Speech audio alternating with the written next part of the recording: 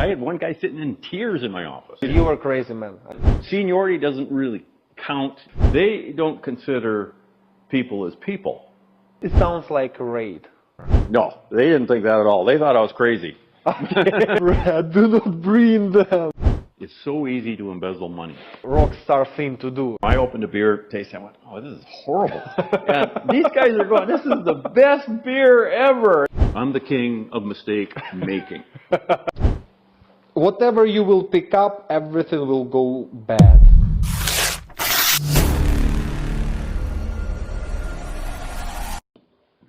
Hello, it's Denis Yevtushenko. That is sunny British Columbia, and this is Survivorship Bias, project where we learn about business from failure. Today's guest, Brad McQuhae from Seed Mac Engineering and Manufacturing. Let's go and meet him.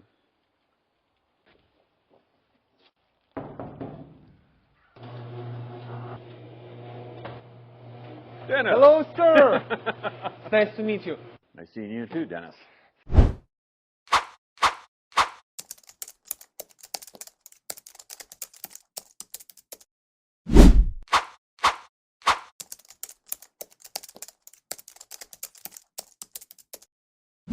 Thank you that accept my invitation for this project today. My pleasure, my pleasure. All right, sir. What we are going to do today? Well, there's a number of things we can look at. I've got a pressure pump that I pulled apart, and I can show you the problems we've had with that and what my intentions are. The other thing is I do have a lawnmower that needs a little bit of love, so I can show you, you know, it's nothing fancy, but it's something that has to be done. And then I have a couple of broken welding machines. We've got one that's open, and we can just take a quick look at that. Sounds good. Sounds like my hands will be dirty today. Yeah, it could be. Okay. Shall we start? Let's go. Okay. Come on over here. All right. All right. Let me show you what we got here, Dennis. Okay. Now, I started this without you because I'm impatient. Okay. So I assume you all the time have something to do over here, right? Oh yeah. Well, there's always, it never ends. It never ends.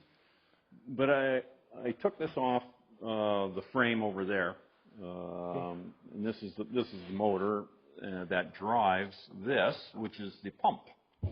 And this is in general, what is this? It's a pressure washer pump. Okay. And I was using it last weekend, and it didn't seem to have the output that I expected, and it needed an oil change on top of it.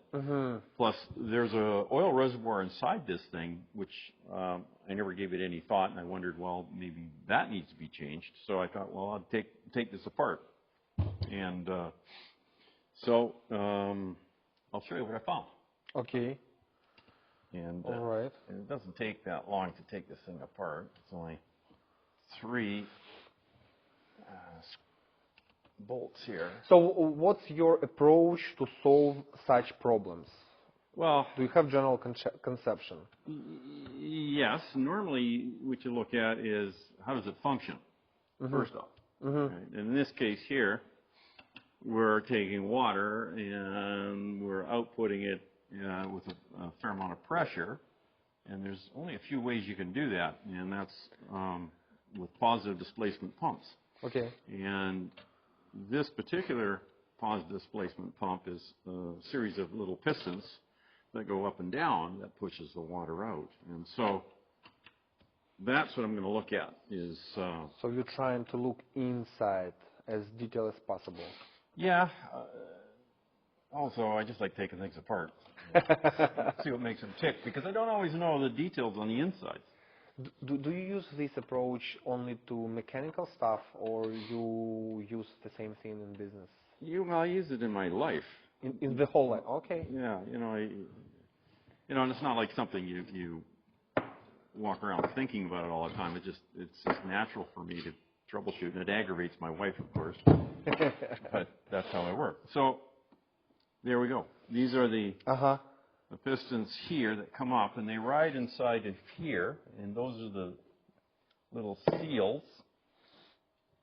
There's a ring, and actually you can see that. See how this is worn all the way around that edge there, and In fact, you take a close look there. Mm-hmm. You can see how that's Damaged, yeah. the whole thing's all worn. It looks like had some heat to it. Mm-hmm. Probably run dry or something like that. Interesting. And so those are no good. And that's why this thing was losing pressure. So if you have been user of such approach for a quite extended period of time, have you noticed any downsides of this approach? Yeah, not everybody thinks logically. And some people think more on the emotional side of things. And I look at things logically, and it can rub people the wrong way. Okay. You know, but it's just how I'm built. It's how I'm just made that way. And so it's something I've lived with my whole life, and it's worked for me. It's the most useful way to solve things with which you are not unfamiliar. Did I get it right? Well, in some ways, yeah. If I'm not familiar with something, I'll still take it apart and use your iPhone and take pictures of it so you can see how it comes apart, so you can get it back together again if that's the plan. In some cases, that isn't the plan, but can I assume that it's the way how you learn business? In business, for me, it was a lot of trial and error. I started off as a one-man show. I was the bookkeeper. I was the salesman. I was the person in charge. I did everything. Did the mailing. You name it. I did all that. And you can't do all of that well. And you can do some of it good. And but that's how I built the business, and I ended up with people that could do those jobs that I wasn't very good at, and it allowed me to then focus on the things I was good at. One of those was on the technical side of things, and the other was also on the sales side. I was reasonably good on the sales side. Wasn't the best salesman, but it was good enough to get the business going. And how old were you when you started your business? 34. 34 when I started the business. Have you studied business in school? No. No. So after school, after high school, what did you do? You went to university? Yeah. Well, after high school, no, I worked. When I came out of high school, the first job I had was working in a pulp mill. And I was working as a millwright's helper, working on power boiler, superheaters, and turbines, and all kinds of neat stuff. Where you got your hands dirty and things like that. But even when I was in school, though, when I was in high school, I worked in a gas station. See, back in those days, you didn't put gas in your tank yourself.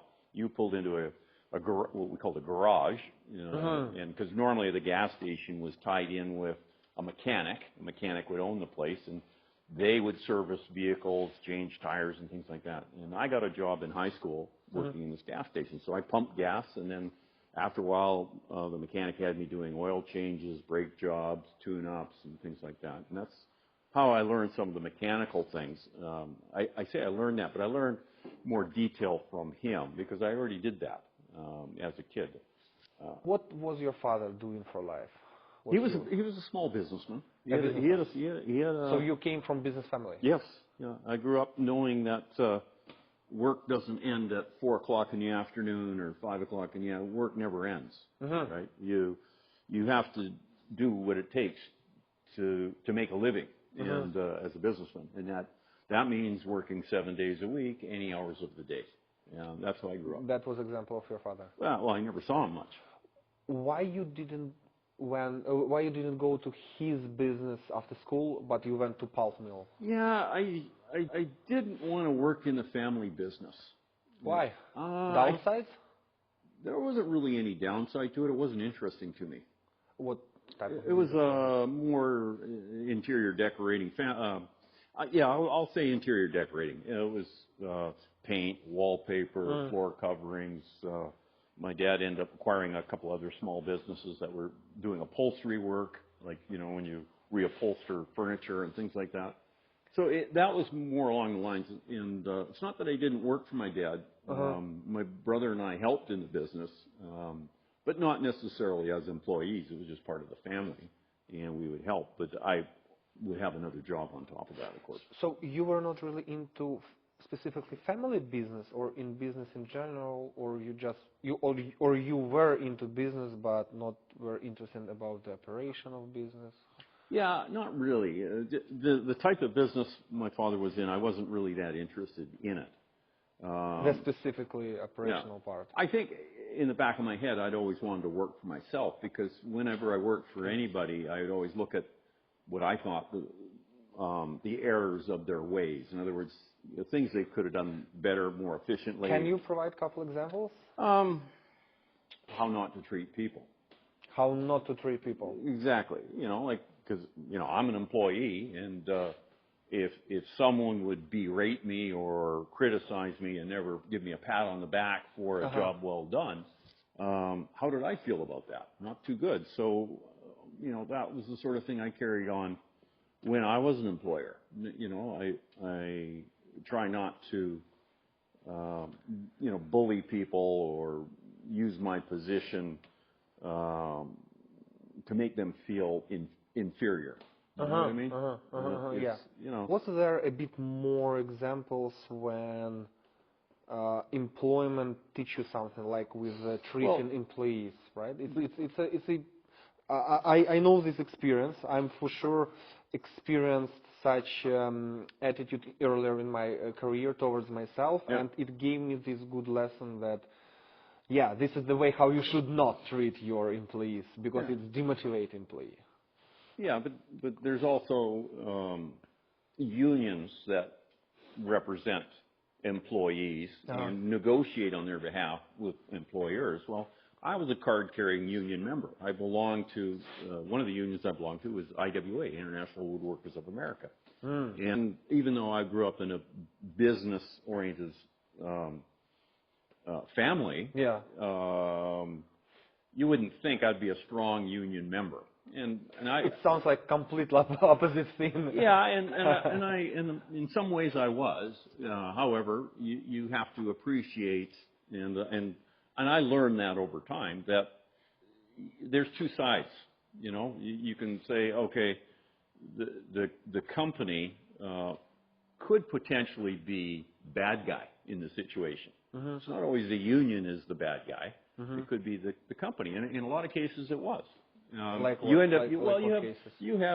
have crummy managers, guys that are no good at managing people, and if you didn't have a union backing you, they can abuse their position to bully you or belittle you or to give you a crummy job or something like that. And so the union was there to protect the employees as much to fight with what they saw as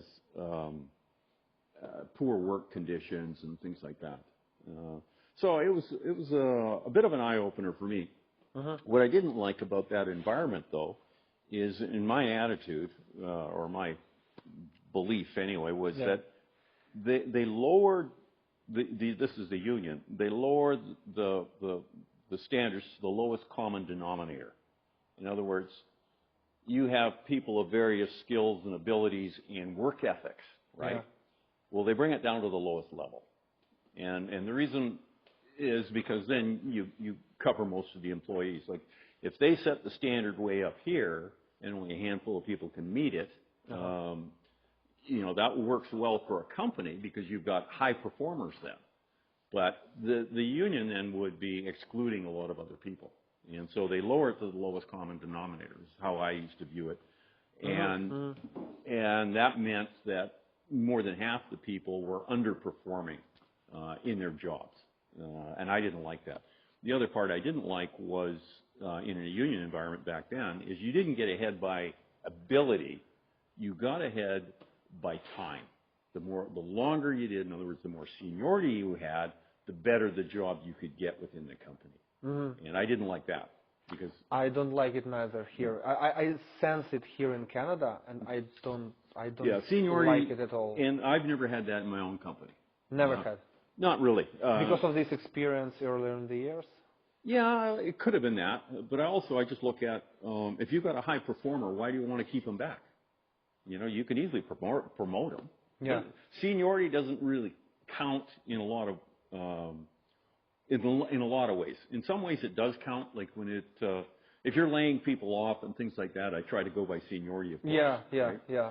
But, well, it makes sense. It makes sense. Yeah. But in when it's looking at different job functions and things like that, the guys that are really performing are the ones that are going to get promoted the most.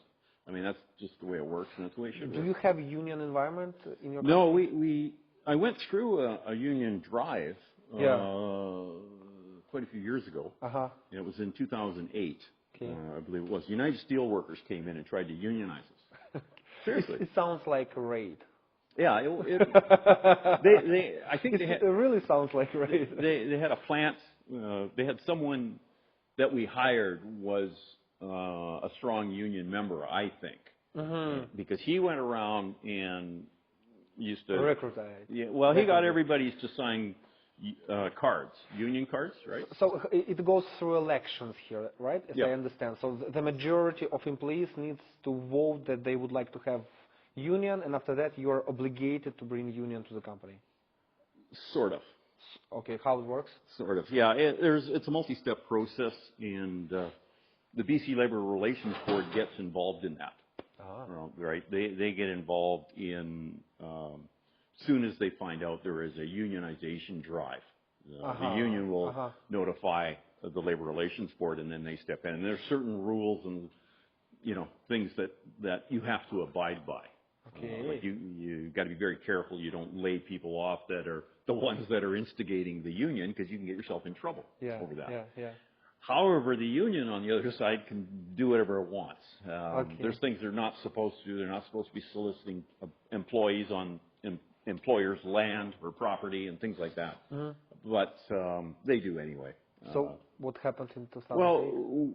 Well, I hired a law firm in Vancouver that specialized in labor law to advise me on what I could do, what I couldn't do. In other words, what does this look like? Because I didn't know, what was going to happen here. Ultimately, the union needed to have at least 40% of the employees sign union cards. Okay, and if it's over 40%, then they could go for a vote. Right, that's when you go for a vote. Initiation of elections. But you have to have that at least 40% to allow that. We only had 38%. The union only had 38%, so they didn't have enough. Well, when I asked my lawyers, I said, okay, what's stopping them from coming back and doing it again? Yeah. And he said, nothing. I said, so I got to be looking over my shoulder for the next... For the rest of the life? Yeah, because we're that close. I said, that's ridiculous. I said, why don't we just go to a vote? And he goes, oh, you don't want to do that. And I said, you can initiate the vote despite... I can, the union's going to go for it. Right? Okay. But so instead of avoid the problem, extend the problem. Yeah, if you decided to face. Yeah, just go ahead. Cool. Just go for it. If we're unionized, we're unionized. If not, then okay, then the whole problem goes away. Yeah. But let's not have this thing lingering in the background all the time. That was my point. And from lawyer's perspective, if I would that lawyer and I would hear that would be like rock star thing to do. Actually. No, that was suicide according to the lawyer. It's suicide, but it's rock star. It's like if I would hear that from my client, I would say like this guy is crazy, but he's a rock star. No, they didn't think that at all. They thought I was crazy. Just crazy. All right, and they were very clear that we advise you not to do that. They said, we have another client who, just like you, thought you could go ahead and do this, and it didn't work well for him at all, they said. And I said, I just can't go on with this thing lingering in the background. So stop for a minute. I would like dive deeper into your reasoning. I agree, it's a risky thing to do because you can cause a problem to your company by yourself. Yeah, why you felt that you need to do this? The reason I felt to do it caused a lot of turmoil with the employees. More than half the people that work for me did not want a union. You knew about that. And I knew about it. They came into my office and they told me that. I had one guy sitting in tears in my office. You know, I kid you not. Brad, do not bring them. Like this. No, he said, no, I came to work for you. I didn't want to be in a union. He was really upset. Okay. And I went, yeah, I get it. And there's others that, you So know. you were confident. You were confident that you may win this. No, I wasn't confident. Okay. No, I needed to end it. Sorry, Brad, you were crazy, man. I'm sorry. You were crazy, man. You needed, you know, you just needed to end the chaos is what you need to do. Because that's what it was causing. It was causing, you know, all of us, you know, you go from being profitable because you're hitting your targets and everything else Yes. to being break even is what was happening, right? And, you know, just from a man management point of view. And so, you know, I went to the lawyer and said, no, tell the union we'll go for a vote. And they were more than happy to go for a vote. And so we did. Election day came, and, you know, and it's a closed ballot. You don't, you know, it's supervised by the Labor Relations Board. You know, they have people that come out to make sure it's sanctioned. And unfortunately, I had to go to Oregon that day. I had to give a talk in Oregon, so I couldn't even be there for the election. That's rock star move. Like, I don't care, make elections. I'm going to Oregon. But anyway, my vice president at the time, he phoned me after the election, and he said, well, he says, this is how it went. 2 guys voted for the union, and the rest didn't. Nice. Whoa. Only 2 people voted. And you know, so how come that 38% signed the bulletin to initiate elections? But what I said earlier about the unions not having to abide by the rules, they don't. And so they were over there bugging guys, just sign the card, just sign the card. And the guys would just sign it. That's why I called it raidering in the beginning. That's well, I asked some of the guys why they signed, and they said, "Oh, well, the guys kept bugging me, so I did." That's the only reason. They didn't know it had some bearing on going to a vote or that sort of thing. They didn't really think it was going to happen. But anyway, it was moot point because the guy there just slammed his briefcase, and you know, the union guy, and he left, and we never heard from them again. Ever. So if they lose election once, they cannot start to bug you anymore. Yeah, they can do it again. They can. Yeah. But if it was close, they would. 99% of pushback to union, right? Yeah. So it's not worth their while then. Cool. And that's why you do it, you know, for that reason, right? But you know, that's just one of many experiences. You have a really beautiful house. Thank you for inviting us into it. I take no credit. It's my wife. Oh yeah, shout out to Kelly. Shout out to Kelly. You already noticed in your workshop, you mentioned in your workshop your experience, paramedic experience, and you said that it's shaped you out. Yeah, it's something. It took me many years to realize that it had a big impact on me because I was very young when I did that. I was in my early 20s. So yes, when I look back, it had a significant effect, and I think mostly positive. And one could argue that maybe there was a bit of PTSD in that. I don't know. In a good way. Yeah, in a good way. You know, it made me more level-headed, I think. So I rarely lose my temper or raise my voice or anything like that. And so, what exactly in this experience you used further in your business life? It's hard to describe in many ways, because it's not one thing. It's decision making. It was something that you had to make. You know, as a paramedic, you're the one making those choices, and sometimes they're, you know, close to life or death type choices. So you have to be pretty certain in what you're doing, and there is no hesitation because in those cases, there isn't a lot of time. You know, we're talking seconds and minutes, not days and hours, right? Also, it's a maturity level, too. You had to, as a young man, I had to mature very quickly in that sort of environment to make rational decisions and park the emotion, right? That's the main thing, is usually when you got to any kind of dramatic or traumatic situation, all eyes are on you. And so you have to act like a professional and be professional, and you don't want to show any emotion, and you want to be very solid on what you do and how you do things. That's what I was taught, and that's how I acted, going on. How do you think, is there a way to replicate this type of experience in other ways?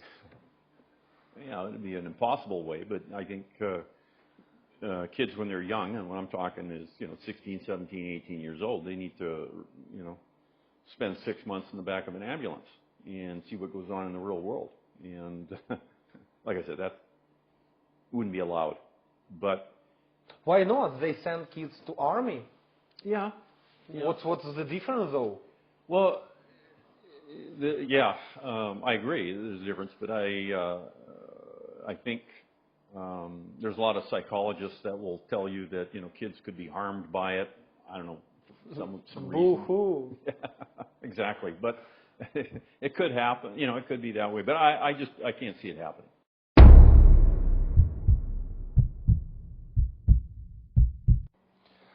You said that in your company you make the most mistakes. Mm-hmm. Can you drop down the biggest mistake you have ever made? No. Why? Because it depends. Too horrible? What's that? Too horrible? No, not like that. It depends on the type of mistake. Okay. I'll give you an example, because this has got nothing to do with me being the owner of the business or anything else. It was we were starting a brewery up at Rogers Arena, the hockey arena in Vancouver. That used to be called GM Place, General Motors. Place. I have heard that. Yeah, so it was referred to. Back then it was. Well, Molson contracted us to build a brewery there. Right inside the Right inside. As a matter of fact, it was going up on level 400. Mm-hmm. There was a restaurant up there, and it was going in the restaurant up top there. And we were contracted to do the engineering, design, installation, all that sort of thing. It was $1.5 million or something to do that. And this was back in 2000. And of course, myself and the brewmaster from Molson's were doing the startup. We were doing the very first brew, and we ran into a problem, and we had to dump the first mash that we created. And the batch size isn't huge, but it was big enough. It was 800 liters, 800 liters, 1,000 liters, something like that. I forgot the size. But anyway, we had to dump the mash. Now, normally that wouldn't be a problem. You would dump it down the drain and flood it with water, and you can get rid of it, or you dump it into a vat and send it out with spent grain and feed it to hogs or something like that. But because we're on level 400 in a hockey arena, I didn't really give it much thought, and I dumped it down the drain. And then after I dumped it, I started thinking about it. I thought, wait a minute, I just finished dumping a whole vat full of unconverted starch down in a sewer system. Ooh. That is way up, and I have no idea how the path is. Anyway, I plugged all the sewer lines. And we had to get on to scissor lifts. We had a vacuum truck in there. And we spent till 2 in the morning uncoupling what are called these Victaulic couplings on the sewer system and pulling lengths of pipe off 30 feet in the air, bringing them down and draining these things out. We had trade waste intercept sumps on level 200 that we had to scoop out by hand. And so that was a pretty big thing. And I knew I was making a mistake at the time. Yeah. And I just didn't stop myself long enough to really think about what I did. Why? Why? Yeah, why you did it? Well, I was more focused on what problem we ran into during the brewing process that caused us to overshoot our temperature, which caused us then to dump this stuff. I was more thinking about, okay, what happened? And I did solve the problem. What happened there was a ball of mash that was unconverted had circulated around and got hung up on the temperature probe inside the tank and insulated the probe. Yeah. So as the tank was heating up, it was this insulation around there prevented it from seeing it until it melted off. By then, it was too hot, way too hot. Way too hot. And so we ruined the batch. And what was Molson's reaction? What was the Rogers Arena reaction on that? Well, they didn't know about it until because they left. It was because I stayed to empty and clean up. And, yeah. And the guy I was dealing with, his name was Kerry Scarsbrook. He left at that point, and don't know if he ever knew about that happening. And I cleaned up, and it was only out at the very end. I was just rinsing off the floor, and the water quit going down the drain. So in other words, it was pooling on the floor, and I'm going, oh no, this is bad. And, but you know, there's plenty of other stories. But you solved. Eventually, you solved. Yeah, I had to fix it. Right. My mistake, my problem. Can you recall the one which cost you the most? Was it the Rogers Arena? No, that didn't cost hardly anything. No, there are mistakes that cost me a lot of money that are not dramatic. Well, the biggest mistake was in 2009, our business took a downturn because of the recession in the United States. Okay, yeah. Right? Took a downturn, and I kept everybody working. I didn't lay anybody off. And that cost me $800,000. Okay? Hard to name it as a mistake. What was the reason why you decided? Well, everybody else, what they will do is they will put everybody on a temporary layoff when you're out of work. Yeah. And I didn't do that. Because you're thinking that you would be fine, or why? No, I thought that the type of business we're in, it's expensive to hire and train employees. And I used to budget, this is 15, 20 years ago, I used to budget between $25,000 and $50,000 to train each employee. That was the cost when I hired an employee. That's expensive. So there's an investment there. And that's why I say that the mistake is mine, not theirs, if we've hired the wrong person, because it is so expensive. Because you cannot hire someone, or I shouldn't say can't. It's very, very rare for us to find someone who is talented in stainless steel work, the type of business we're in. You can't hire someone just off the street and throw them at it. It takes many weeks, if not, we allow 3 months. And so what we have is a 30, 60, 90-day review period. So we review after 30 days, another 30 days, and another 30 days. So you get a review on 30 days, 60 days, and 90 days. You get a review. And the review can be quite simply as a pat on the back by the shop super saying, you're doing well, keep it up. Or it's a formal one where they sit down and they say, look, these are the areas you need to improve. And, how do you feel things are going? What do you need to do better? That sort of thing. And sometimes people just say, look, I can't do the job. I'm done. But it's expensive. And so when it came time to laying people off, I have to gauge that. Do I, lay off 10 people and it's going to cost me $500,000 to train another 10?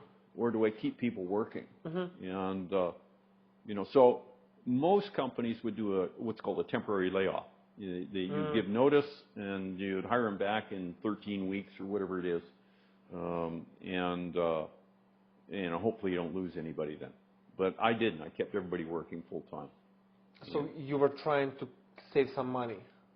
No. The reason was? I was trying not to lose people. Not to lose people. It wasn't about trying to save money. I wasn't thinking about that. It was about the cost. The cost of, when you lose people is there. But at that time, I'm not losing anybody. I just know that we have work coming in the future because we were quoting. I had 4 full-time guys that couldn't keep up with quoting. And the banks weren't lending money in the States. but at some point I knew that was going to happen. So I didn't want to be caught without an educated or trained group for the shop floor.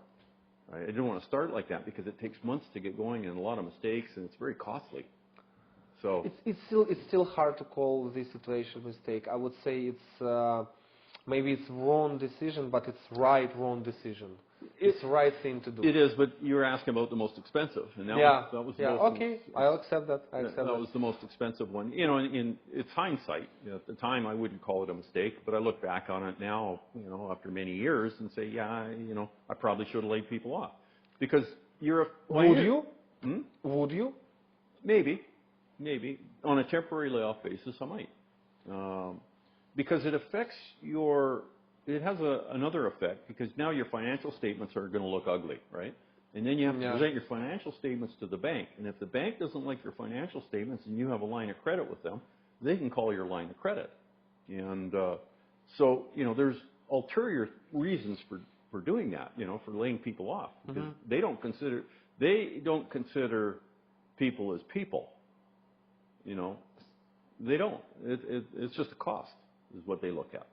And you know, they're just saying, well, that's pretty dumb. You should have let people go, you know, because that's what all those businesses do that are in the same business we're in. They lay people off. They got a project, they hire people. When they're done, they lay people off. That's how it works. And I preferred not to do it that way. Blame the situation. On the embezzlement. Yeah. It was a bookkeeper that we had that found a way to embezzle money, and it was our own fault. We made it easy for her, and at the time it required 2 signatures on a check when they were over $5,000. So it required 2 signatures, and I was traveling a lot, and so I was always asked to sign a few checks before I went away. Because they were in advance or already? Yeah. So then, they are empty. Yeah, there's nothing empty. on the check. Blanks. They're blank you checks. were signing blanks, okay. With checks, and they went into the safe, and they were in the safe. But they were earmarked for a particular set of vendors, right? I'd be told, well, this one is going to go to this vendor, this one's going to go to this vendor, and that sort of thing. Didn't have the names on there, but it just made sense, and I would sign those. And this went on for a number of years, and but what happened was another girl in the office was doing check reconciliation, and she discovered an anomaly. And in other words, some checks were actually missing. Like here's some payments here, but where's the check? And it disappeared, right?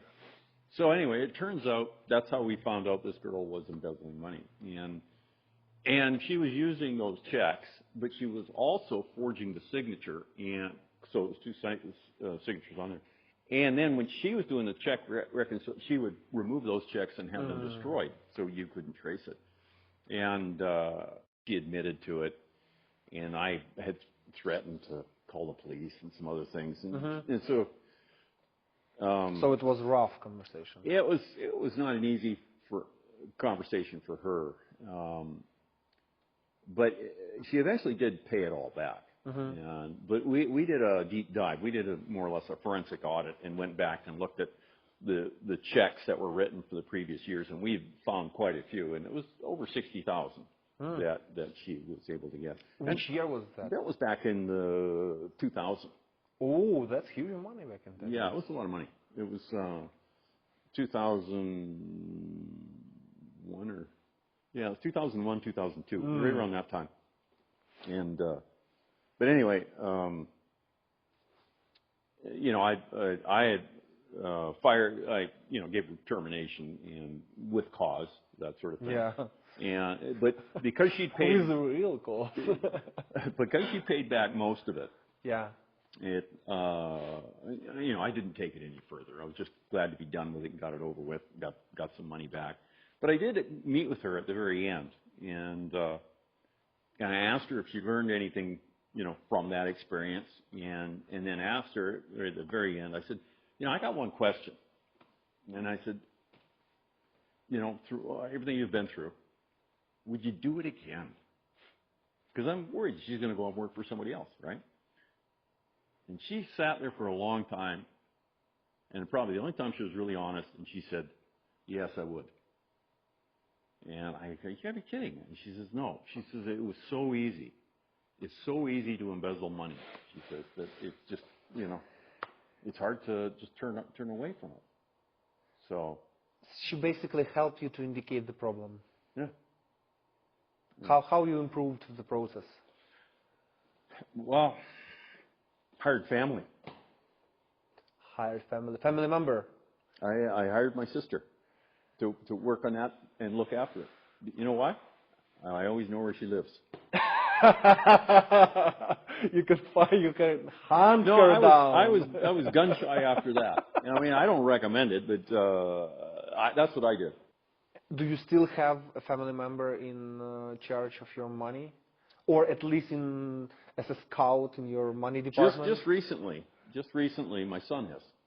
Oh, nice. And he's doing the cash management in the business, but he wasn't up until a few months ago. So that would be a good advice. Keep family in charge of money. Well, it depends on the size of the business, And depending on how good the family is with money. Agree. Agree.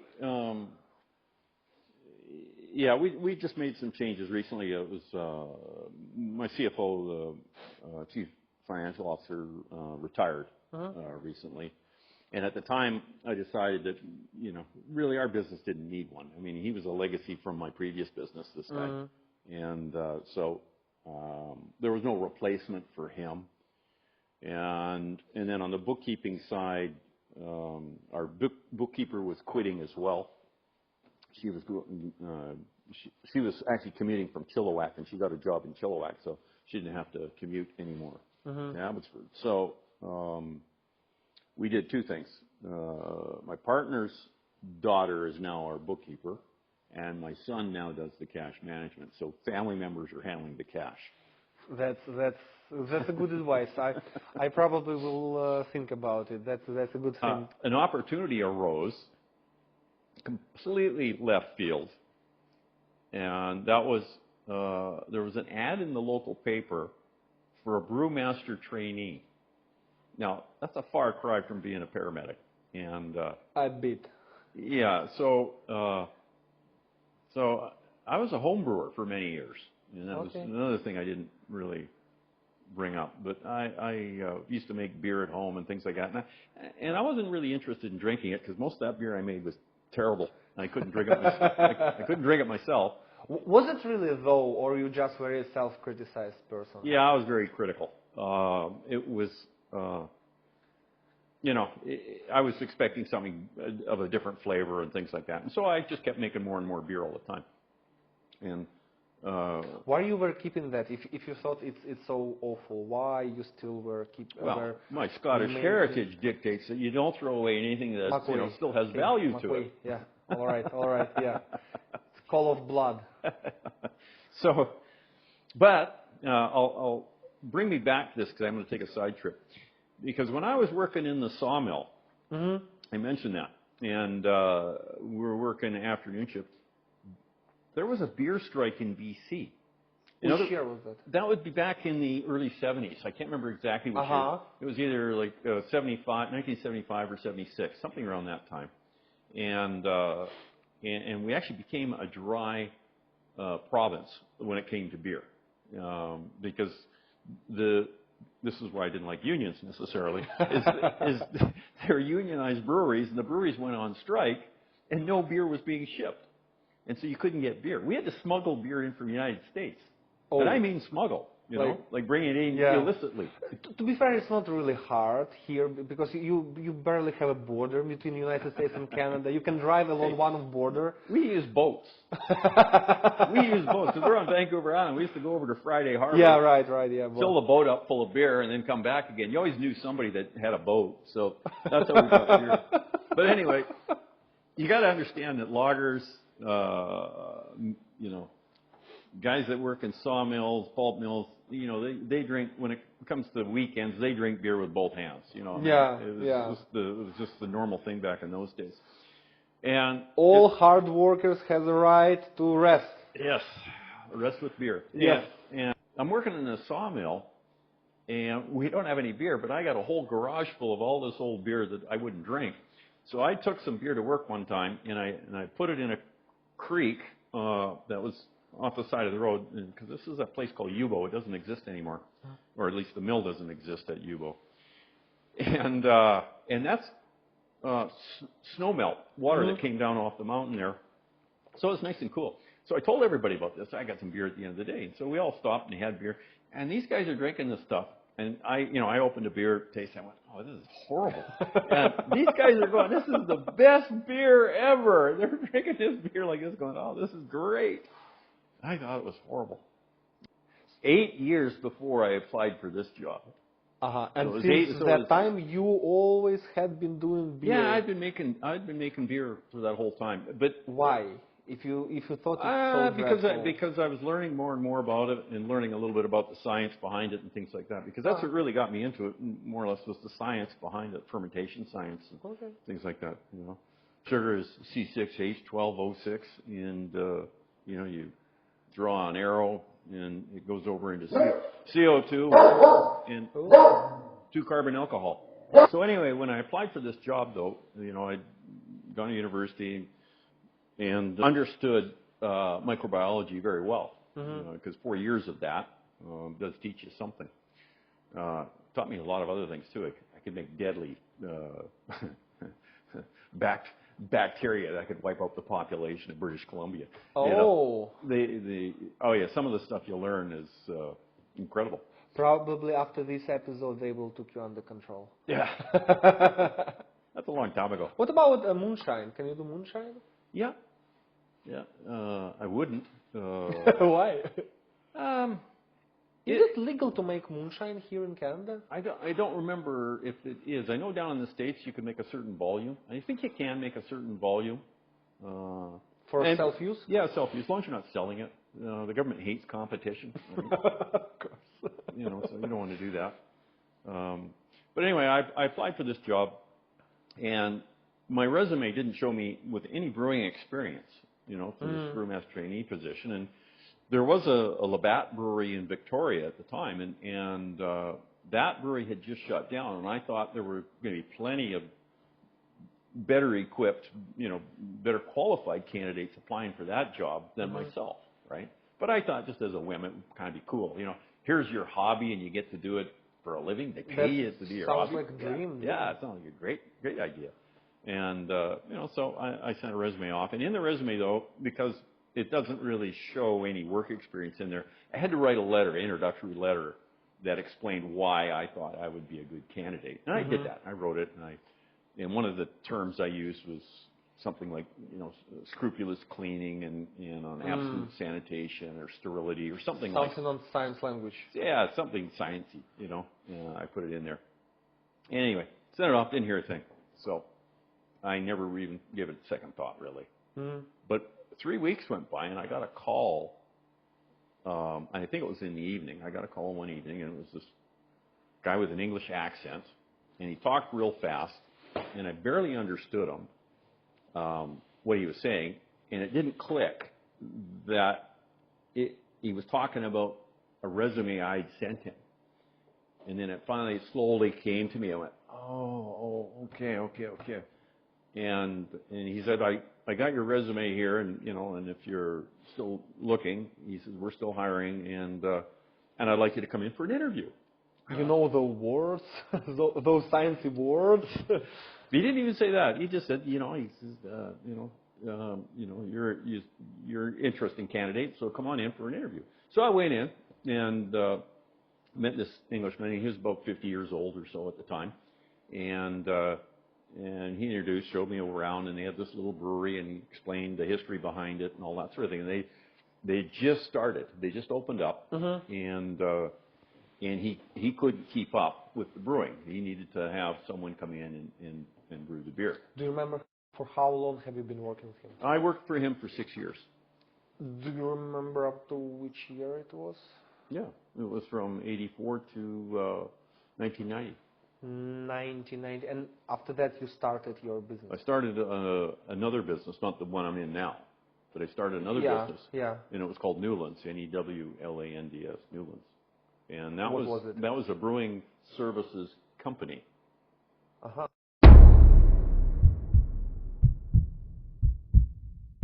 You were explaining luck in your understanding and necessity of luck in business to be at the right place at right moment.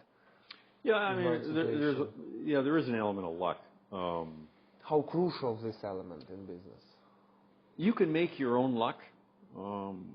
You can by doing certain things and mitigating bad luck, you might say. Mm-hmm. But there are things you just can't account for. There's things you can't predict.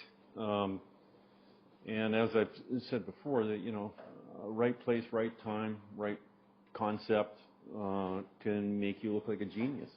And the only thing I can attribute to that is just that. It's lucky that all those things came together at the same time. It's rare. Not everybody has that. I mean, you can look at even the multi-billionaires in the States, like Facebook, it just came out at the right time. Like, I could never understand how it was adopted, but apparently it was adopted first by, university students or something like that, as a means of communicating. And then it made it into more mainstream. And, but if you had proposed that as a business plan to me, I would have just laughed at you and said, that's never going to work. Who's going to buy into that? Well, everybody but me, because I'm still not on Facebook. But you cannot calculate luck. You cannot put into your business plan. If you will put luck into your business plan, no one will finance it. Absolutely not. And that's the risk, right? There's always risk in business. And you do what you can to mitigate that risk, but it's always going to be there. There's always that risk of failure. Is there a way to take luck under control? Well, there is, and that's called a business plan, and that's the whole. No, seriously, and that's what it's all about. And a lot of times, if you're borrowing money or raising money, that's what they want to see a business plan. I never liked that concept. Like, I used to do internal business plans for projects we were working on, and like if we were looking at a second location, we would do a business plan for that. But it was really a 3-page. It was a condensed version of a business plan, but it was what we call the business case for doing stuff. You just don't do things off the seat of your pants necessarily, unless it's pretty small. But any time we're going to spend a significant amount of money and have human capital involved, we would look at the business case for something like that. But if you're starting a business and and you're looking for an absolute success, that's not going to happen. There is no absolute. It's well, I shouldn't say there is no absolute, because maybe there is. I don't know of any. It's a lot of usually hard work, some luck, a lot of smarts, and a lot of research before you get into it. It's all the obvious things. Can you tell, if you had about a situation when everything turned out bad or good just only because of luck, good or bad? Yeah, it depends. I'm trying to think of anything on. Well, I'll tell you, good and bad. I've already spoke about a little bit. And that was in 2009, where I kept everybody working. Yeah. And the reason why I kept everybody working is because our salespeople were quoting and quoting and quoting and quoting, but nothing was happening. But a year later, in 2010, it was like a light switch went on, and the orders came in so fast that we were inundated. Like, we could not keep up. So we went from bad to good inside of probably 12 months. Did that you had kept all those people helped you? Absolutely. Oh, nice. You know, it made all the difference for us to be able to handle that workload, and that was not enough. You know, we had to double our workforce, and you know, the number of projects we had was staggering, and that was really unpredictable in a sense. Are there any ways to predict it? Well, it depends on. Bad. Like I'm not care about good luck. If good luck happened to you, it's only good for you, right? But what about bad luck? Like, how can you predict COVID? Well, Well, I can use that with our business now. Is we've been hit bad luck after bad luck after bad luck, and the first one was COVID. You know, we started up in 2019, and a year later, COVID hit, and we're just getting going. Now, we had some good luck involved with that, in that we maxed out our capacity in 2 years. So during COVID, we were busy. We ran 2 shifts. Mm-hmm. But the problem with COVID, though, is we had to do social distancing and all these other things, and mm-hmm. it made you very inefficient, right? So you're not making, you know, the margin you should be making because you're putting way too much labor into what you're building. But then COVID ends, and now all of a sudden the supply chain is screwed up. You know, again, you know, I call that bad luck, mm-hmm. right? Because it's related to the bad luck of COVID, right? Yeah. It's unpredictable. So now we've got goods that we need to get in for projects we have on the books, and we're told that we're not going to see it for 8 months or 9 months. You know, that's not acceptable. So now you're scrambling and buying stuff that you normally wouldn't buy, or from vendors you wouldn't normally buy. You're not getting any kind of discount. Plus, because things are in short supply, all the prices are going up. And so then what happened was inflation went up, and with that, all the pricing went up. Mm-hmm. Right? The demand was there, which caused inflation, and that inflation then caused prices to rise significantly, and that hits us as well. Like in the course of a project, if you quoted a project and it's 9 months to build, and you've concluded here based on prices that were 6 months prior to that, and you're halfway through this project, you're seeing increases of 15 to 20% mm-hmm. that weren't accounted for in your original budget. Now, mm-hmm. we have clauses in our contract that allow us to raise it. Yeah. But it's really hard to actually get a customer to pay that. You know, plus it's probably hit reputation.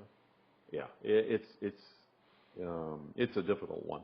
Mm-hmm. But then more bad luck hits us in that interest rates go through the roof, right? Mm-hmm. And directly it doesn't have a big effect. Indirectly it has a big effect in that our customers, or the potential customers that we have, like we had probably $10-12 million on the books of forward work, yeah, that started to disappear.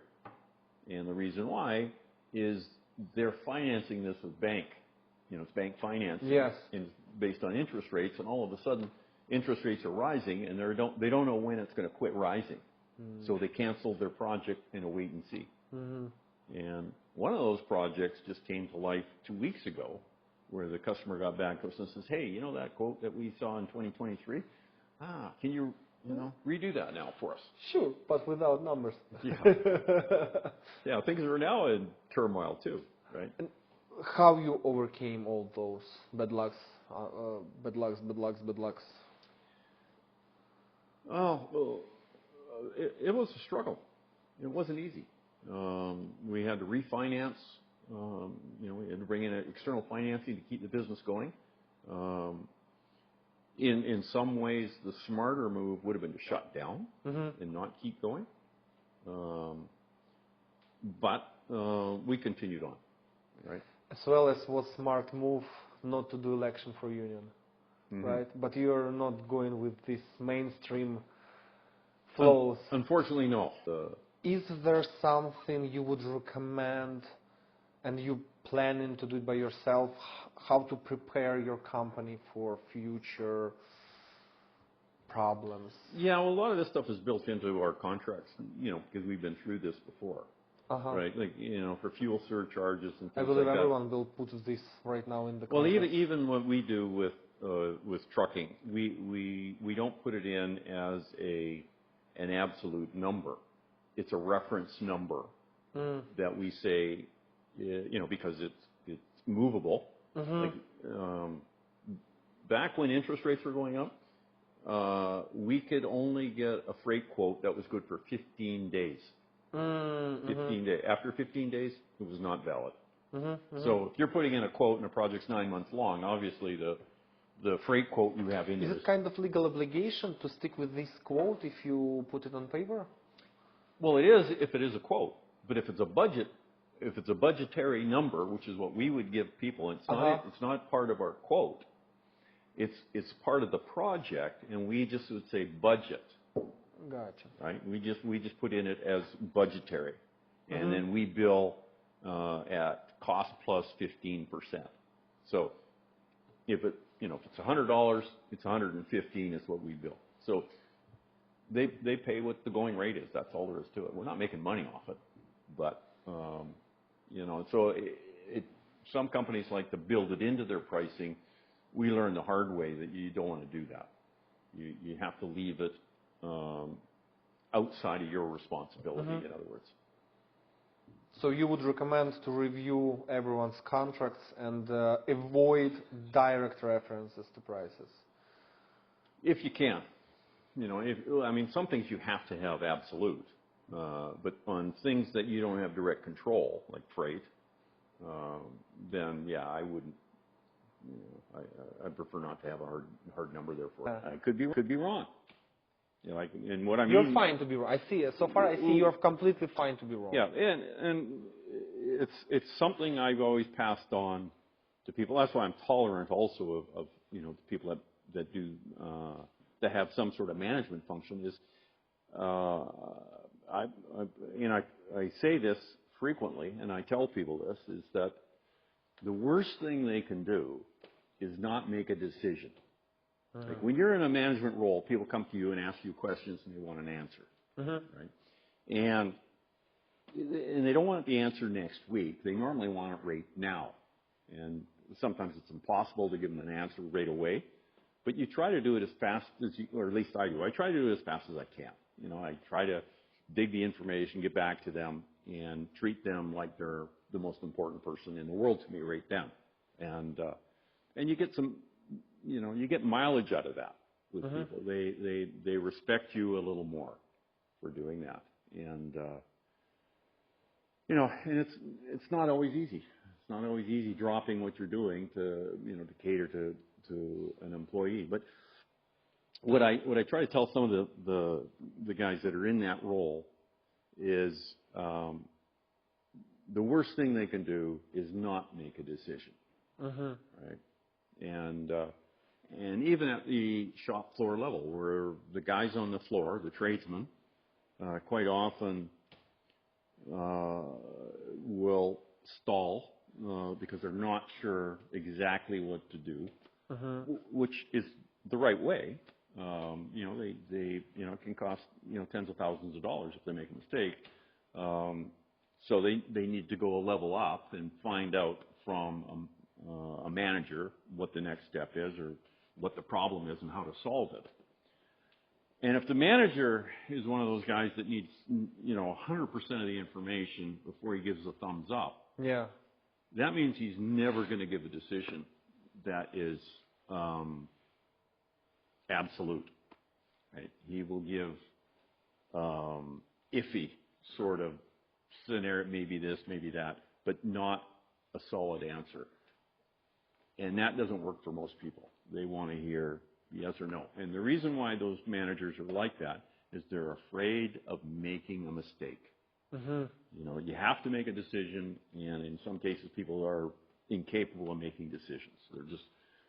They'll they'll sit on it forever, it seems, before they'll actually make a decision. Can I assume that not everyone can be a manager due to this statement, that they are just afraid to make a decision? Yeah, that's true. Don't you afraid that when you push your leadership team to make decisions, hey guys, make decisions, they eventually will start to make decisions with malinformation? Yeah. Which can cause problems as well. Absolutely. Right? But is it still a good decision? What's worse, though, not making a decision or making a wrong decision? Right? And how I explain it to people is no one in our organization makes more mistakes than myself. I'm it. I'm the king of mistake making. And you're the main trouble person. Listen, that's why I have all you. I would say that's why I got all you around me is to bail me out of all the mistakes I make, and it's just sheer volume. I have to make a lot of mistakes not make a lot of mistakes. I have to make a lot of decisions every single day, and I'm not always going to be right. I can't.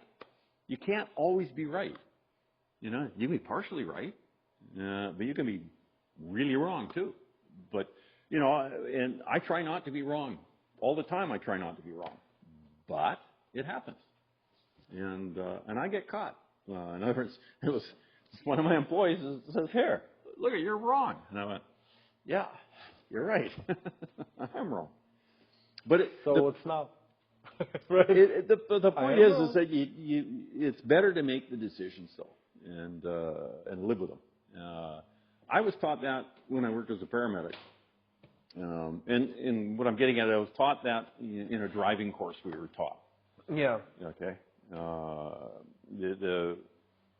The driving instructor was teaching us that, you know, when you're pulling out and passing cars, and again, this is a long time ago, but there was what they call the point of no return. You know, if you make a decision, you got to stick with your decision, and so make sure it's the correct. Now I see from where you have this. You make a decision, you make a decision, you stick with the decision because there's no turning back, right? You got to go.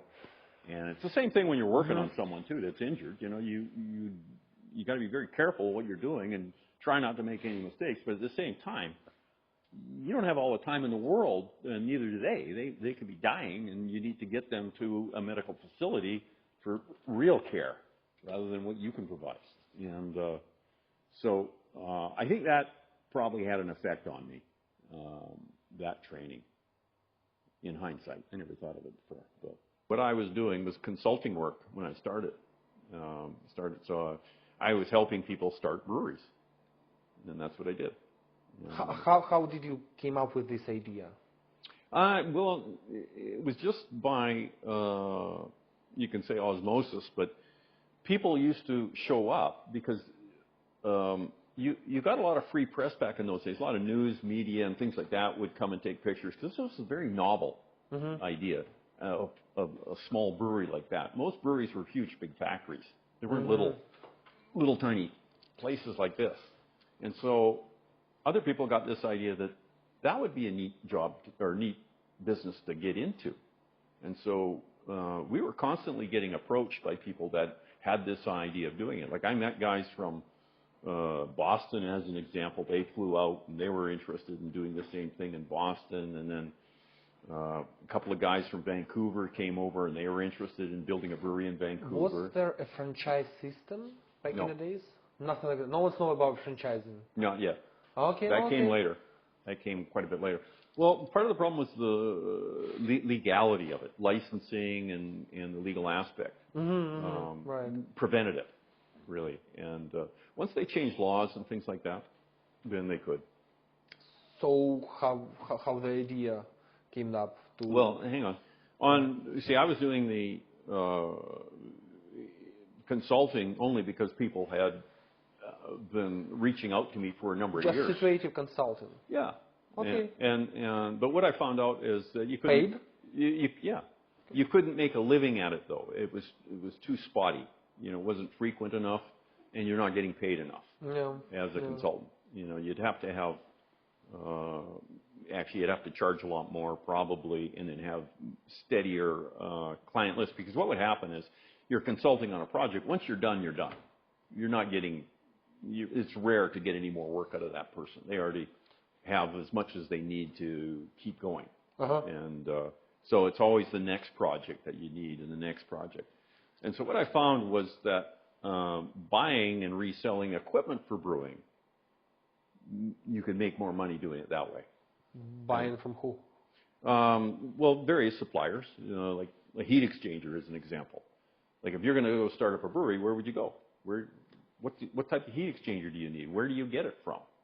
Who sells those sorts of things? How do you spec it? And well, I knew how to do that. Was it specific equipment for the brewery, or you just take it and adjust it to the brewery? Yeah, you adjust it to the brewery. It's just knowing. It's knowing how, basically how to spec it. The process. Yeah. How to specify what you need and where to get it. Because you can't look up. And you knew this. Yeah. Yeah, I learned that over the years, right? And the very first project I worked on was 1987, and that was Shaftesbury Brewing in Vancouver. And that one is, I actually took a sabbatical away from the business for a few weeks and went to Vancouver and worked with these young guys to build a brewery over there. And the whole brewery for them? Yeah, yeah. When I was in Vancouver, the only thing I was there for was the installation and startup, because everything else I could do on my own at home. And what I did is I actually designed the equipment on the kitchen table. I did my own engineering, my own drawings, and I got two or three quotes. I remember the two companies I went with. And one of the guys were local, they were right in Victoria, and they got the contract to do it because they were close by. And it was cheap, it was really cheap. And so they built the equipment, and one of the guys came over from Victoria to Vancouver and helped install it. And I did the first brews on it, and then I did the recipes for it and stuff like that, and got them going. And I thought for sure these guys were going to go broke. They were just straight out of university. Straight out of university. They had no idea what they were getting themselves into. They didn't have enough money. Oh, really? Yeah. And they used to sleep in the brewery. They used to sleep in the grain room or the grain bags or something like that. Sounds like a real story of success, actually. And they turned out to be very successful, and I think it was 10 years later. So they didn't fail? No, they didn't fail. They struggled for the first few months, and then one of the guys, his dad stepped in to help them on the sales side, and then every month was a record-breaking month for about 5 years. Every single month was more than the previous month. And for years, it went like that. And they finally sold it, and this is way, way back. They sold it for $10 million. Whoa. And they were... They were 1987. They started in 87, but I think they sold it 10 years later. Whoa, that's huge money back in the day. Yeah, and they were in their early 30s when they sold it, and were basically retiring. And everything started as they seems to be failing. So you think the main contribution to their success was the father stepped in? Sales are the name of the game.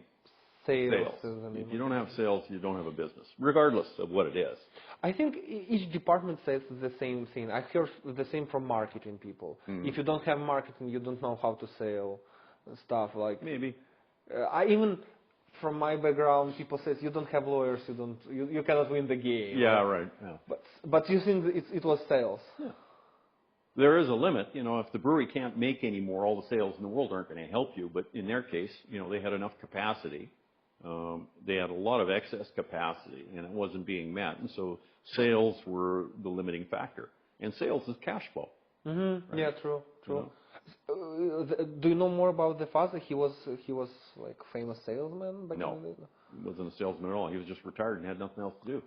Oh, really? Yeah, he was. So he also didn't know how to set up sales department? No, it didn't matter. And the reason being is it was the era we were in. Back in those days, there was no such thing as craft beer. Like if you went into a bar, we had what were called beer parlors, and pubs were just starting to show up. The beer that was available was made by one of three breweries. It was Labatt's, Molson, or Carling O'Keefe. And Carling O'Keefe ended up getting acquired by Molson, so we ended up with two national brands, Labatt's or Molson's. That was it, those two. So when you went to a bar or a pub, that's what they sold, and they were either mostly Molson or mostly Labatt, and that's what it was. Having another tap for an odd beer was a rare thing.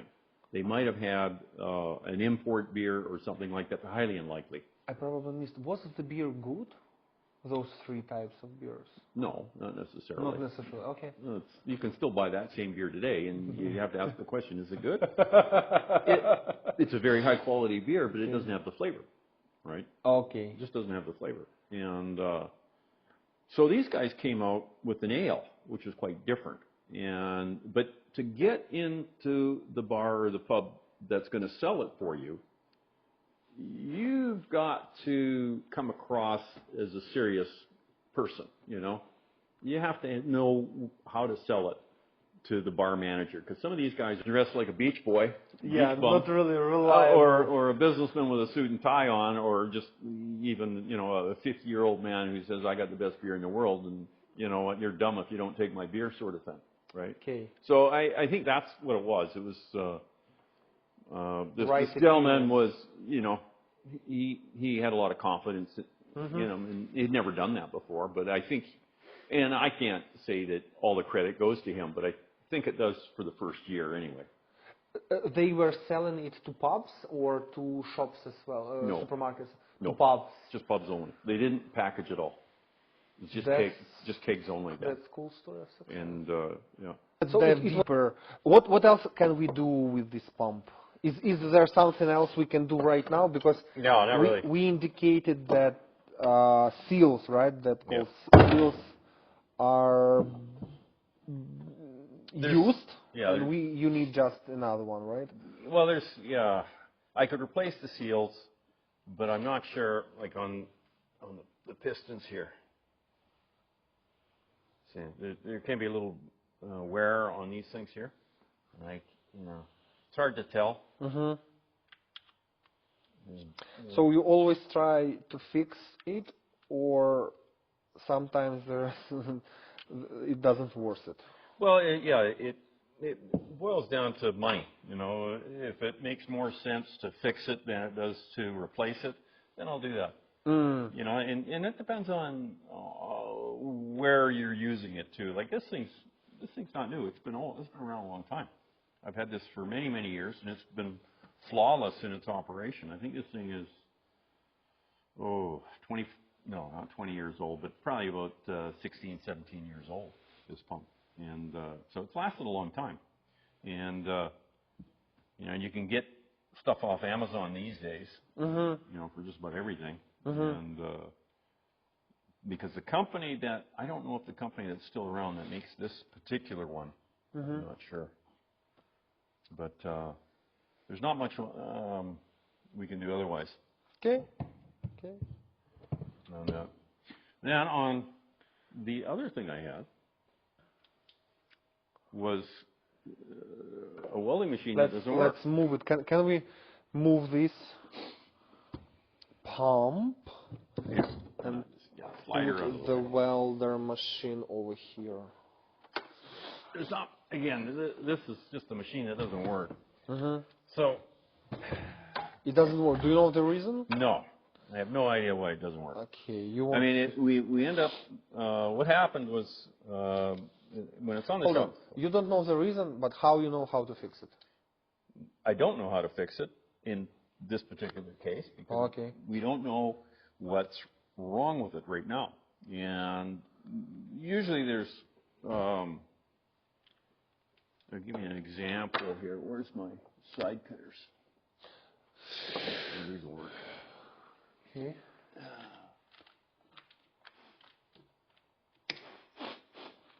There's an example here.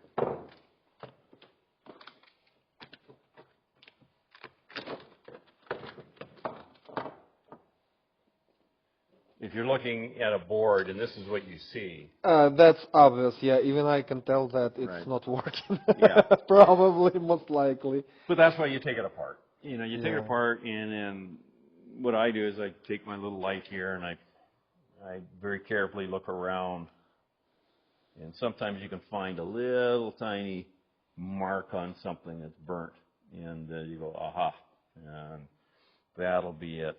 And that's all I'm looking for. It's just something like that. We can send it in and get it repaired, but it usually takes weeks. And sometimes they come back with a bill that is equivalent to a brand new machine. Yeah. And that's what bothers me. That's what happened to my car. I got a bill that it was much more easier to buy another one. Yeah. And that's what I look for, you know, but I don't see anything in here that's really obvious. Do you need to put it in a part further, or it's fine to see it from here? Sometimes I'll pull the boards off and then take a look on the other side, because if you can see, sometimes there's a wire can be broken off of one of these things, and so we can pull those apart. And I've done that before on these things, but usually, you know, it's beyond the scope of my capabilities on these things, because there is. When you fire these things up, there is an LED that'll give you an error code, but the error code is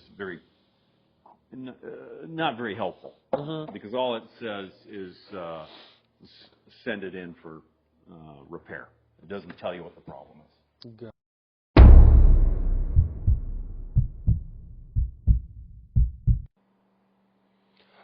There is no business without hard choice.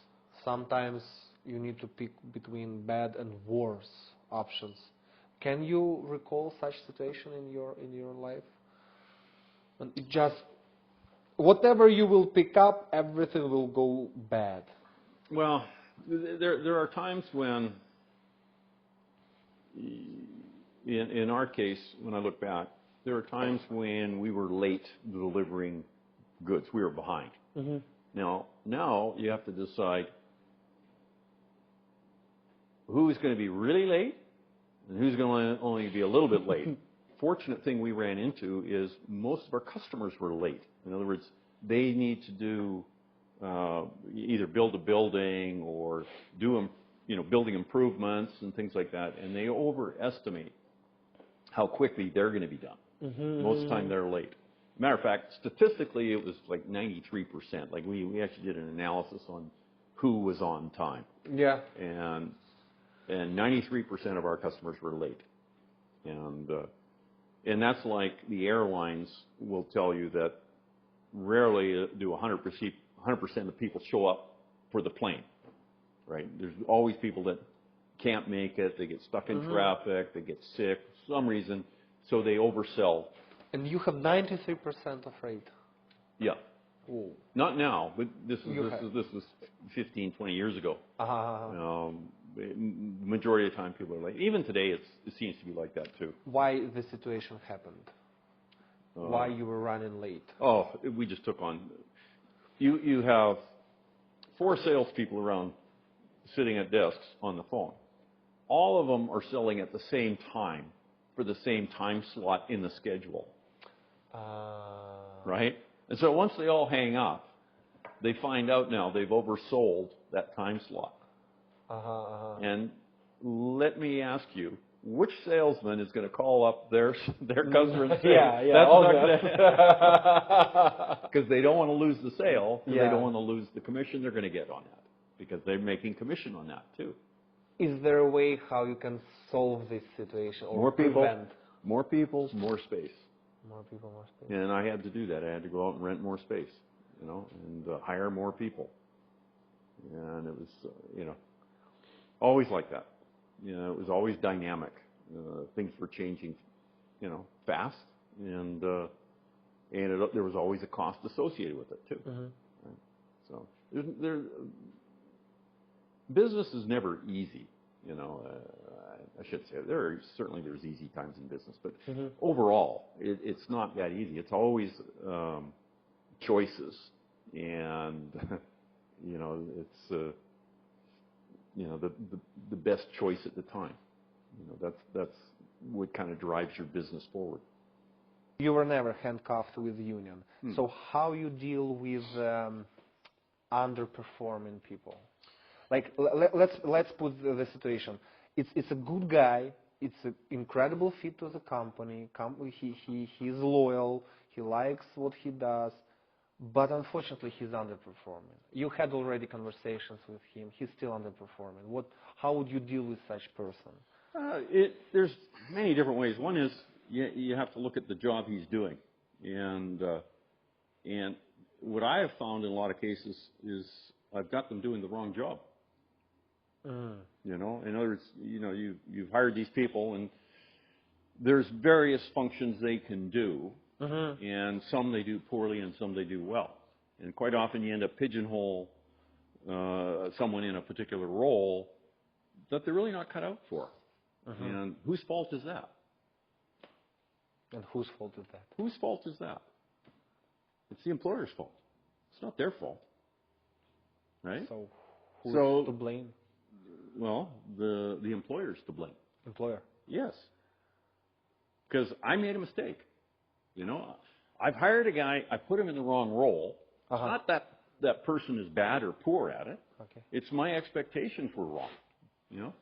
I'm thinking that, maybe they could pick this up or do, that's just dumb, on my part, just being dumb.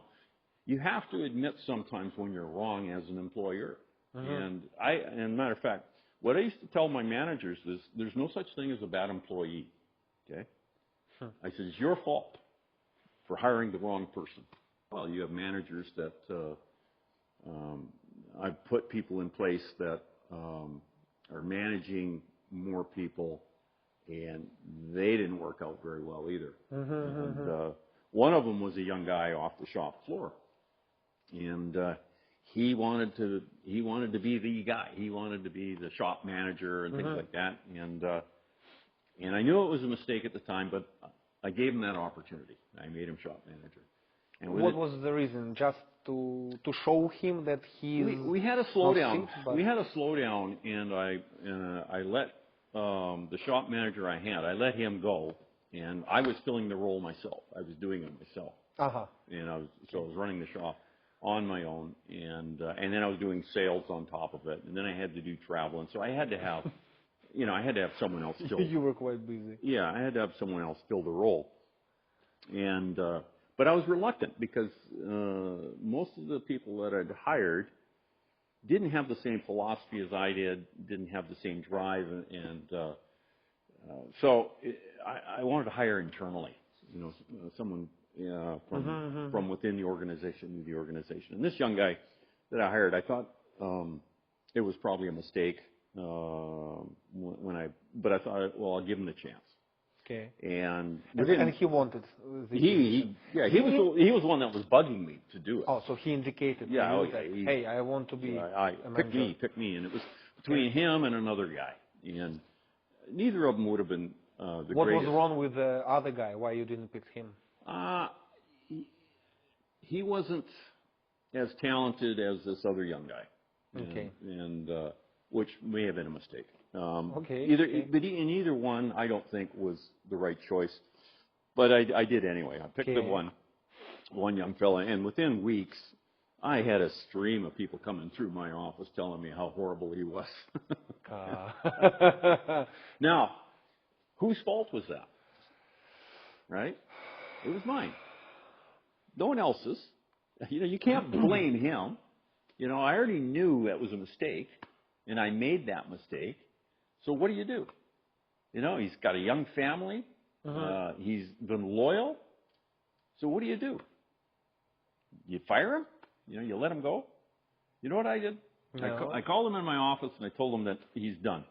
And, and he had tears in his eyes, and he was really upset because I hired him when he was 18. 17, 18 years old. And he came with us with no skills, basically. And so he was taught how to use a grinder, and he used to grind welds. And then he asked one day if he could apprentice. And so we took him on as an apprentice, and he was an apprentice fabricator, welder fabricator. And he turned out to be very good. I mean, he got to the point, I had some of the older guys come to me and say, hey, that kid is hot. He's doing real well. And so he As apprentice. As apprentice and then as a journeyman. He was very, very good. Yeah, very good in everything he did. Fit, finish, everything, just really good. Where he failed was, of course, with man management. And so I had this very good guy. I put him in a bad position. I could send him back to the shop floor, but he wouldn't accept that. I know, because they've got their own ego. Like, here I was your boss, and now I'm working alongside you, and everybody's going to, think low of me. Think I'm not that good. So, there's two other options: find another job for him internally, or kick him down the road. One or the other. Yeah. And so what I did is I sat him down in the office, and again, he had tears in his eyes, and I said, okay, this is a scenario. You either leave. How old he was at that moment? I can't remember how old he was. He probably was in his 20s. 20, so he was already like probably 3-4 years into company. No, he's about 10. 10. 20s, late 20s. Yeah, he's probably about 28, something like that. Gotcha. Okay. So what you said to him? Yeah, well, I said to him, that it's not working as shop manager, and the solution is you go back on the shop floor. You get laid off and go find another job. Or I said, I need help on the sales side. I can't keep up. I can't keep up doing the sales because I'm the only one doing it right now, and I need help. And I said, you take a pay cut, but you're on a commission basis, so maybe you can make up the difference. Everything up to you. Yeah, and it was an opportunity for him. Ended up being the top sales guy in the organization. No one could touch him.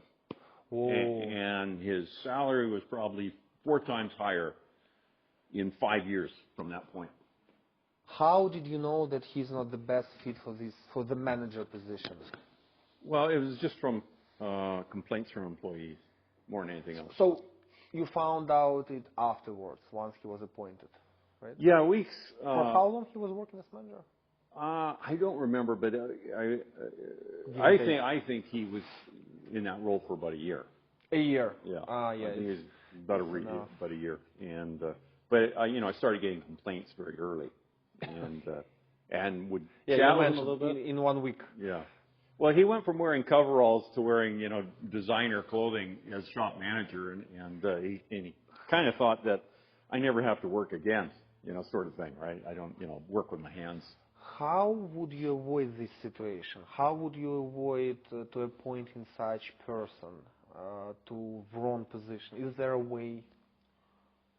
Well, in that particular case, my instincts were that he wasn't cut out for it, but I just felt I owed him the opportunity to fail, and which was wrong. It can be costly for your company. It can be. And was it in that case? No. If anything, it all worked out good for me, and it worked out good for him. But that was probably the exception rather than the rule. Let's take opposite situation. Great performer, employee, great performer, brings a lot of money to company, but incredibly toxic person. Yep. How would you deal with this person, with this? Did you have such examples? Yeah, many. Many? Not just one, many. Ooh. Over the years. It's not all at once. But I can give 2 examples. I had one guy who worked in engineering and was a mechanical genius. He really was. He wasn't an engineer either. He was more or less self-taught. But he was smarter than almost all the engineers that worked for me. And they would all go to him whenever they had an engineering problem, and he would do it. But he was a human resources nightmare. Some of the things he said and stuff like that, it would just drive people into crazy. He was intentionally rude, or he was? No, he was just like that. He would say the wrong thing. He'd put his foot in his mouth, so to speak, right? He likes to offend people. Yeah, he would offend people, not knowing he offended people. Not knowing he offended people. Yeah. I'm in his boat. Okay. No, he would. I had a soft spot for him, and I liked him, but he used to say he was the only guy I ever lost my temper to. Can you provide couple examples? What did he say to people? Oh, one of the favorite ones of his would come to me, and he'd say, well, this is the only way. Like he was talking about how something needs to be built or put together or something like that. And I used to just lose it with him because I would say, there's got to be at least 5 different ways. The only way is your way, right? Yeah. It's only way that you know. Yeah, he'd have blinders on. This is the only way. And I'm going, no, there's 5 different ways of doing this, at least. And what about offensive things that he could have talked to other people? Well, it was kind of like he'd be critical on, say, if someone put something together wrong, and he'd say, well, "What kind of idiot would do that?" Okay. Listen, the guy made a mistake, and you made a mistake, and then you come in and you just. I feel him. This is my very first thought to say something in that way. Okay. So. And then I had another guy that was. He thought he was, and I've had many of this, he thought he was God's gift to our industry, fabricator, welder, like he was the greatest. And to be truthful, he was good. He wasn't necessarily the greatest, but he was good. And I kind of took him under my wing on doing field work because I was traveling a lot, right? We were doing install work all over the country, and he became very good at it. And so he didn't work much back in the facility. He was always on the road. So when he came back, he would just get into verbal altercations with just about everybody. So the trick was just keep him busy. And we did. I kept him on the road all the time, and it worked great because you isolated him from society. Yeah, that was the solution. Yeah, solution. Yeah. He became somebody else's problem in some other country. That was no. He was never any problem. He would take control of the situation, and he liked it like that. He liked to be number one, and it worked well. So when he got back to our facility, he wasn't even number 2. When he came back to the shop, he was like anybody else on the shop floor, and he reported to the shop manager and all that sort of thing. When he was on the road, he was number 1 guy. And he would command, the other tradespeople that were on there and what they needed to do, how they needed to do it. And if there was a site manager, he would work directly with the site manager. And they all respected him. They thought he was great because he was such a hard-working fellow, too. How you solved the situation with the first guy who helped you to lose your temper? We put him in an office all by himself. Again, isolation. So the good way to solve the toxicity of the person, isolate the person from society. Well, the thing was, I'd always chat with him and tell him what he did wrong and explain, don't do that again. But it would never last, right? It would be good for a few months, and then something else would crop up. The worst thing I did is I hired another guy just like him, and thinking that they're two peas in a pod sort of thing. They're just almost identical. Did you hire? Was this the main reason why you hired another guy? No, I didn't hire the guy. Just coincidence? It was coincidence. My engineering manager had hired him. Okay. But it was like oil and water with those 2 guys. They hated each other. And the new guy that was hired, he thought he was the smartest guy in the room, and the other guy didn't think he was the smartest guy in the room. But he had everybody coming to him and asking him for advice and all that sort of thing. And this new guy said, he thought everybody should be coming to him now and asking him. And even though neither of these were engineers, and they're working in the engineering department, we had 22 engineers in there, and at that time, and so it was interesting times. Indeed. I must say that all these examples that you provided with your non-union environment and how they were solved eventually, it's much more better than to have union environment inside. It's a great example that non-union environment can be much more healthier than union environment, and it's not so bad not to have union. Yeah, That's great. So I didn't hear that you fired someone. You found ways out. yeah, no, but over time you do let people go. You know, you do have to fire people. I mean, you can bend over backwards and try all kinds of different things, and a lot of times it just doesn't work. And again, whose fault is it? Still mine. I went to Google. I Googled that period of time when you started, 1990s. Mm-hmm. And Google gave me a response that from 1990s till 1992, there was an economical crisis in Canada, Mm-hmm. the bad one. High rate of people without work, high interest rates, Mm-hmm. horrible situations. Did you know back in the day that it was a crisis when you were starting your business? No.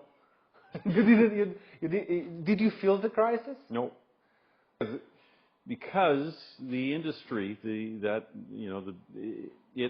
it doesn't follow those sorts of trends. Like when economic cycles go up and down, things like that. Beer was always kind of flat. Like people don't give up their beer. They give up wine, they give up whiskey, and they turn to beer. So the industry itself. Your industry was saved. Yeah, the industry was safe.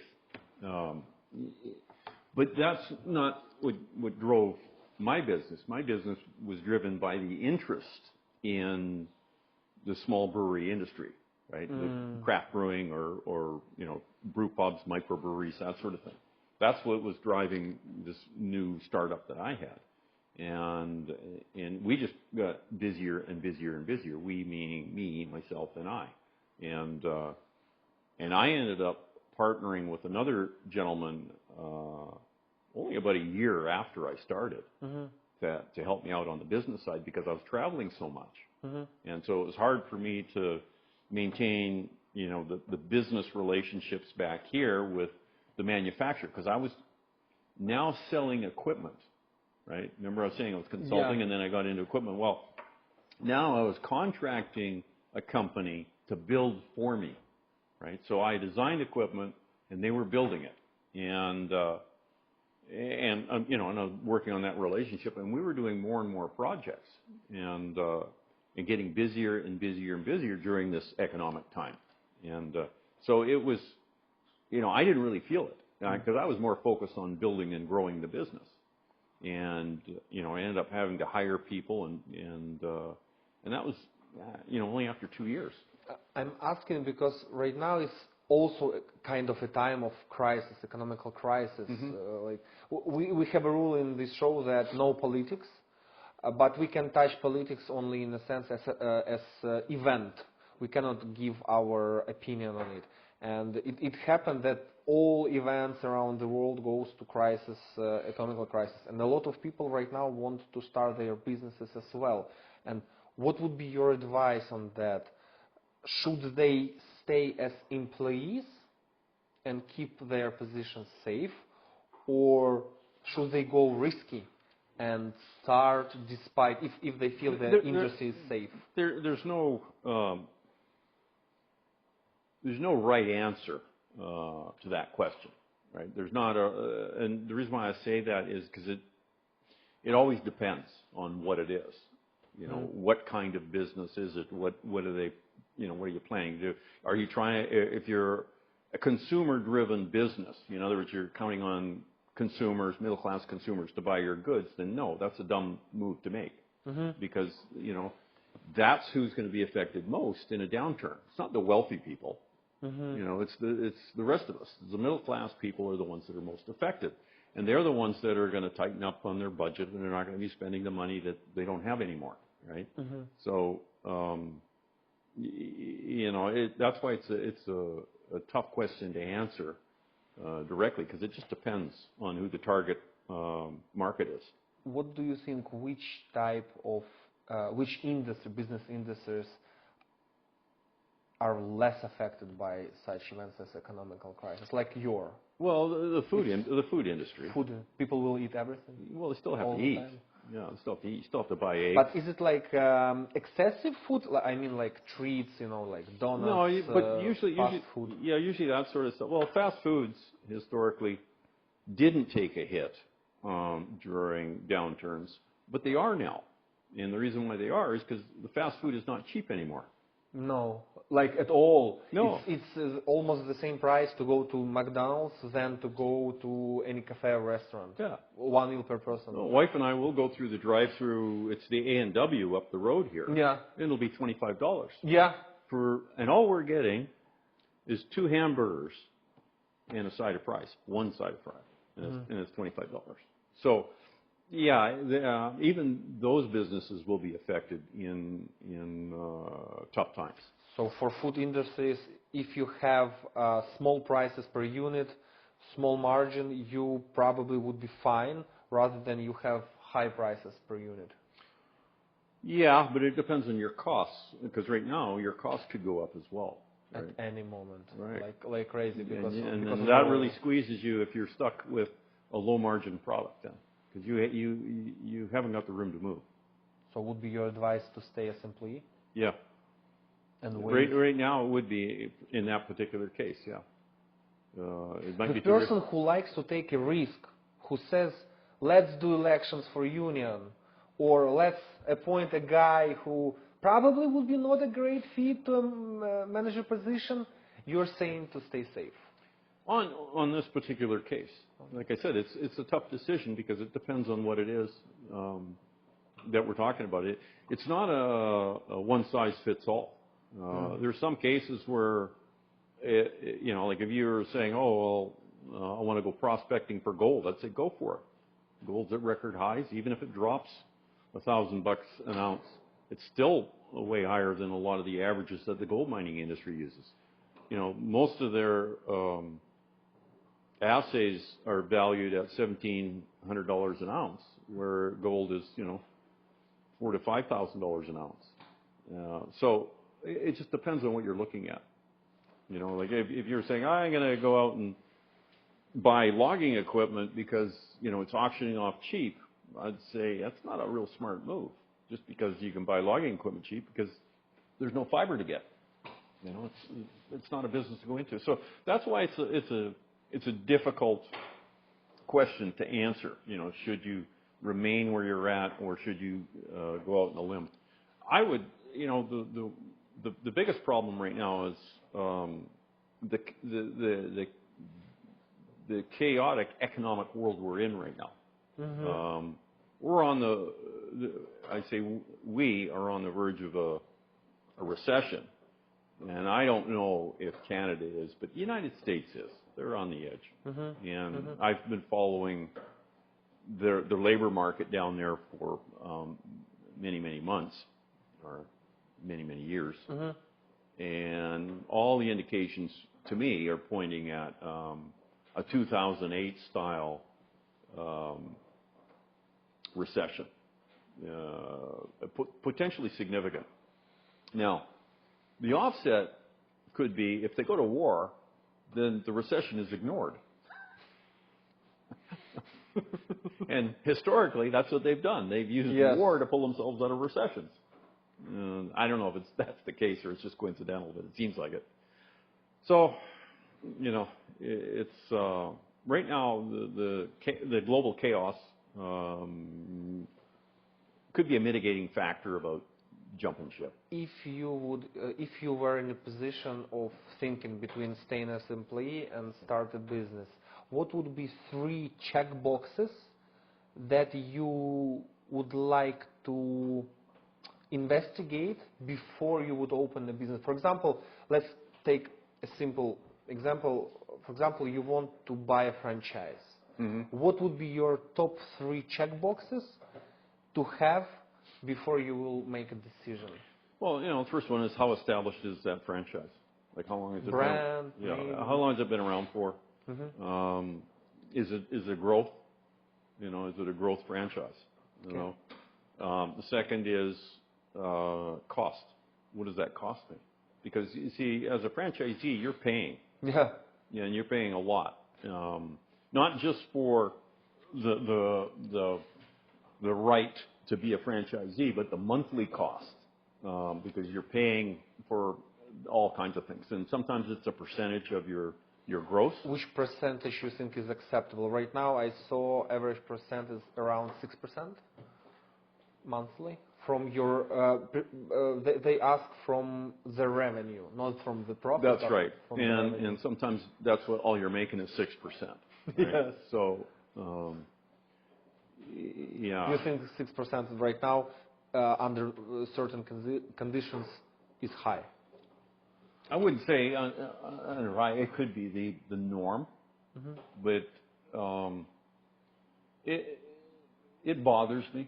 You know, it's like it's like renting.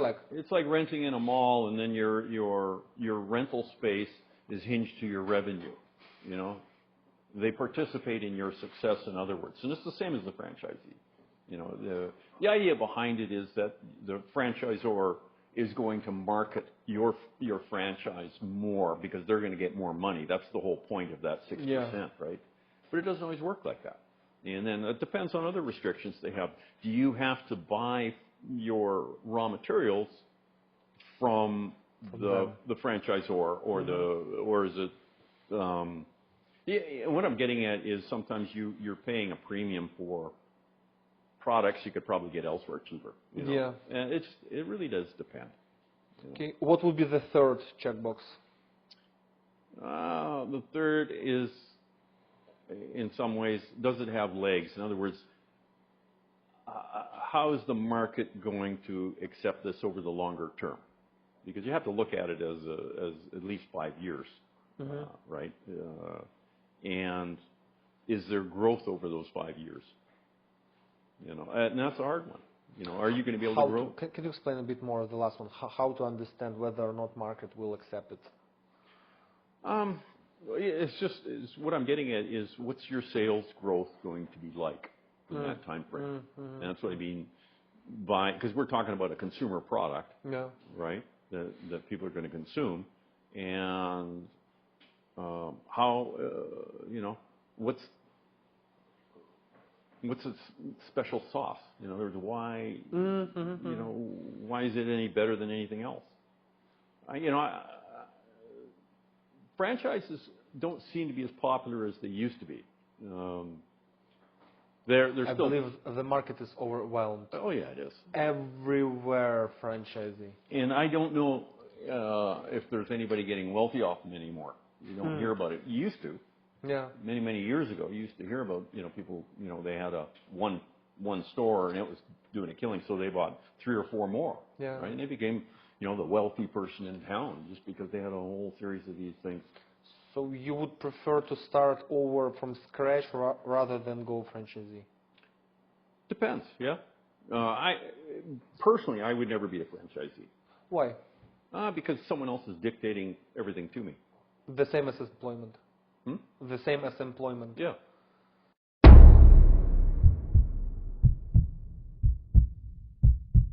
Blitz. I'm asking you short questions. You're giving me short answers. All right. Your defining personal trait. My defining personal trait. Tolerant. Your biggest weakness in business. Tolerance. Your definition of success. Well, you can look at yourself in the mirror at the end of the day. Definition of failure. Definition of failure. You know, that's a hard one sometimes because you can be successful and still be a failure.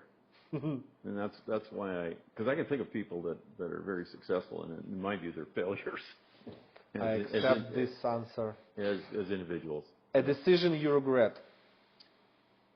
My decision I regret was investing in that brewery back in 1987.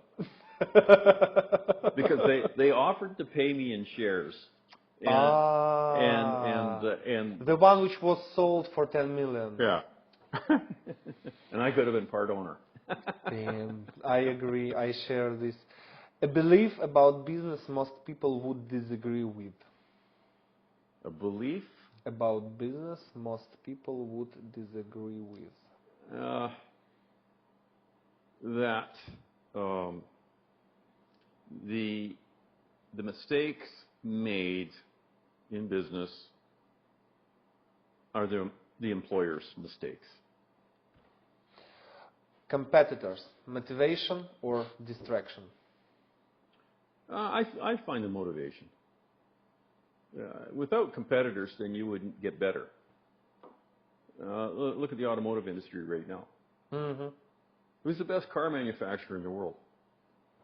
Right now it's hard to say. China. That's correct, yes, yes. Even by Ford. Yeah.